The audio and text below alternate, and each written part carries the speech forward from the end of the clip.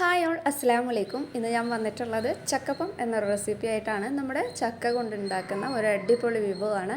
അപ്പോൾ നമ്മുടെ കാസർഗോഡ് നാട്ടിലൊക്കെ ഇത് സാധാരണ ഉണ്ടാക്കാറുണ്ട്.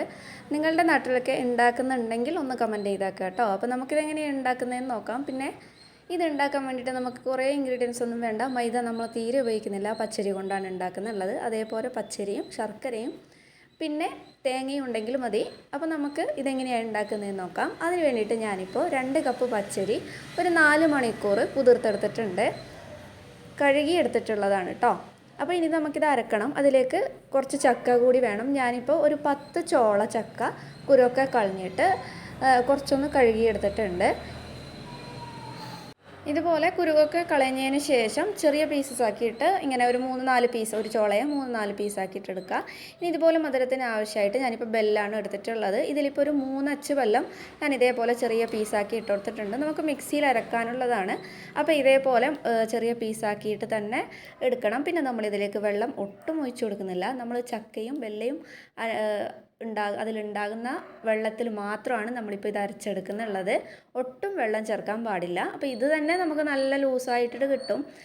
ചില ചക്കയാണെങ്കിൽ കുറച്ചും കൂടി ലൂസായി പോവും. എൻ്റെ ഇപ്പോൾ നല്ല വെള്ളം പോലെ ഉണ്ടായിരുന്ന ചക്കയാണ്, അതുകൊണ്ട് കുറച്ചൊന്ന് ലൂസായിട്ടുണ്ട്.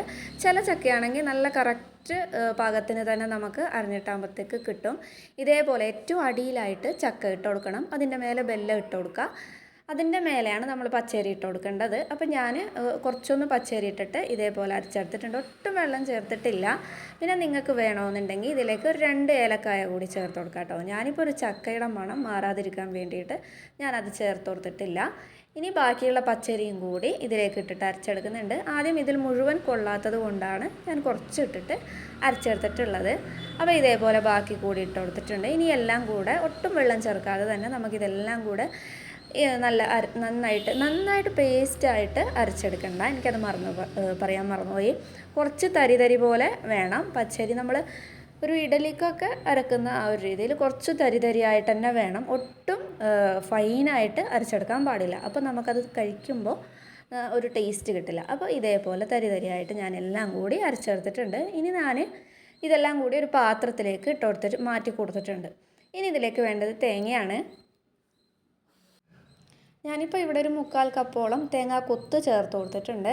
ഇതിലേക്ക് കുറച്ചും കൂടി ടേസ്റ്റി ആയിട്ടുള്ളത് തേങ്ങ ചിരകിയതാണ്. തേങ്ങ ചിരകിയത് ചേർക്കുമ്പോൾ 2 കപ്പ് പച്ചരിക്ക് എടുത്തിട്ടുണ്ടെങ്കിൽ 1 കപ്പ് തേങ്ങ ചിരകിയതോ അല്ലെങ്കിൽ ഒരു 3/4 കപ്പൊക്കെ ചേർത്ത് കൊടുക്കാം. അപ്പോൾ എനിക്കിത് ചിരകാൻ പാകത്തിന് ഉണ്ടായിരുന്നില്ല. തേങ്ങ വെള്ളമില്ലാതെ ചിരകാൻ പറ്റാത്തൊരു തേങ്ങയാണ് കിട്ടിയത്. അതുകൊണ്ട് ഞാൻ തേങ്ങ കൊത്ത് പോലെ ചേർത്ത് കൊടുത്തിട്ടുണ്ട്. ഇതുപോലെയും ചേർക്കാറുണ്ട് കേട്ടോ. തേങ്ങ കൊത്ത് പോലെയും ചേർക്കാറുണ്ട്. തേങ്ങ ചിരകിയതാണ് കുറച്ചും കൂടി ടേസ്റ്റ്.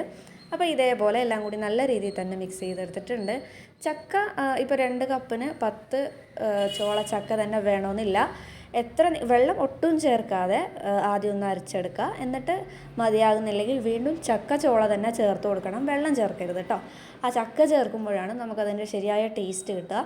അപ്പോൾ ഇതേപോലെ കുറച്ച് വെളിച്ചെണ്ണ ചൂടാക്കി എടുത്തിട്ടുണ്ട്. അതിലേക്ക് ഒരു സ്പൂണിൽ ഇതേപോലെ ഓരോരോ സ്പൂണായിട്ട് ഇതുപോലെ ഇട്ട് കൊടുക്കലാണ്. എന്തായാലും ഇനിയിപ്പോൾ ചക്കയുടെ സീസണൊക്കെ വരാൻ പോവുകയല്ലേ. അപ്പോൾ എല്ലാവരും ഒന്ന് മസ്റ്റായിട്ട് ട്രൈ ചെയ്ത് നോക്കാം. എൻ്റെ ഏറ്റവും ഫേവറായിട്ടുള്ള ഒരു ഐറ്റമാണ്. ഇതേപോലെ നമ്മുടെ നാട്ടിൽ ചക്ക കൊണ്ട് അടയും കൂടി ഉണ്ടാക്കും കേട്ടോ. ഇതൊരു ഐറ്റം. അതേപോലെ ചക്ക കൊണ്ടുള്ള ഒരട. ഈ 2 സംഭവങ്ങളാണ് എനിക്ക് അറിയുന്നുള്ളത്. പിന്നെ പായസമൊക്കെ വെക്കാറുണ്ടെന്ന് തോന്നുന്നു.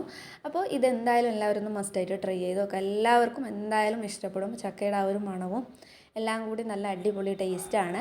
അപ്പോൾ ഞാനിത് നോമ്പിനാണ് ഉണ്ടാക്കിയത്. അതുകൊണ്ട് തന്നെ ഞാൻ എല്ലാം കൂടി ഉണ്ടാക്കിയിട്ടില്ല. കുറച്ച് ഫ്രിഡ്ജിൽ മാറ്റി വെച്ചിട്ടുണ്ട്. നമ്മുടെ ചാനൽ സബ്സ്ക്രൈബ് ചെയ്യാത്ത ആരെങ്കിലും ഉണ്ടെങ്കിൽ ഒന്ന് സബ്സ്ക്രൈബ് ചെയ്തിട്ട് സപ്പോർട്ട് ചെയ്യുക. ഞാനിപ്പോൾ വീഡിയോ ഒക്കെ ഇട്ടിട്ട് കുറേ ദിവസമായി. നോമ്പായതിന് ശേഷം ഇട്ടിട്ടേ ഇല്ല എന്ന് തോന്നുന്നു. കുറച്ച് അസുഖങ്ങളൊക്കെ ആയതുകൊണ്ട് ലേറ്റായി പോയതാണ്. അപ്പോൾ എല്ലാവരും നമ്മുടെ ചാനൽ സബ്സ്ക്രൈബ് ചെയ്തിട്ട് സപ്പോർട്ട് ചെയ്യുക. വീഡിയോ ഇഷ്ടപ്പെട്ടാൽ ലൈക്ക് ചെയ്യുക.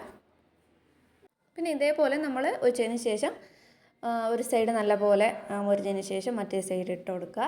അപ്പോൾ എന്നിട്ട് നല്ല 2 സൈഡ് മുരിഞ്ഞതിന് ശേഷം നമുക്ക് എണ്ണയിൽ നിന്ന് കോരിയെടുക്കാം. ഇതുപോലെ ഒന്ന് ഒഴിച്ചിട്ട് ജസ്റ്റ് ഒന്ന് മുരിഞ്ഞ് വരുമ്പോഴത്തേക്ക് നമുക്ക് സൈഡിൽ സ്ഥലമൊക്കെ കിട്ടും. ആ സ്ഥലത്തൊക്കെ ഫില്ലാക്കിയിട്ട് വേഗമായിട്ട് പൊരിച്ചെടുക്കാൻ വേണ്ടിയിട്ട് പറ്റും. ഇത് ഉണ്ടാക്കാനാണെങ്കിലും കുറേ സമയമൊന്നും വേണ്ട. പിന്നെ നമ്മളിത് ഒരു ലോ ടു ഹൈ ഫ്ലെയിമിൽ വെച്ചിട്ട് കുക്ക് ചെയ്തെടുത്താൽ മതി.